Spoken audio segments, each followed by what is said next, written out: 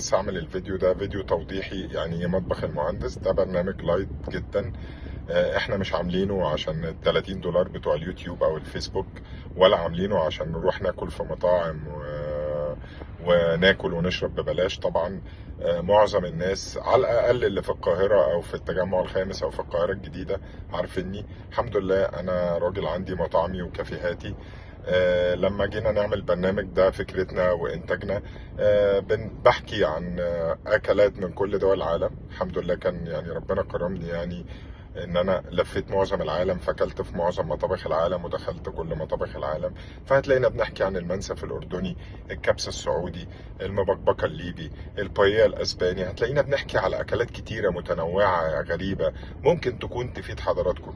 لو اي حد محتاج عايز تفاصيل وجبه، مقادير وجبه، هخلي الشيف يعملها له لايف.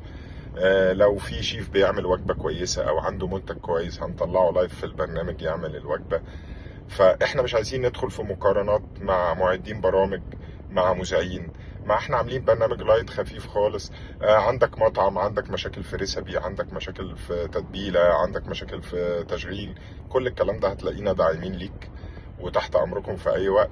فهو برنامج غير هادف ولا اي حاجة للربح. وانا اسف على الاطالة ونورتوني.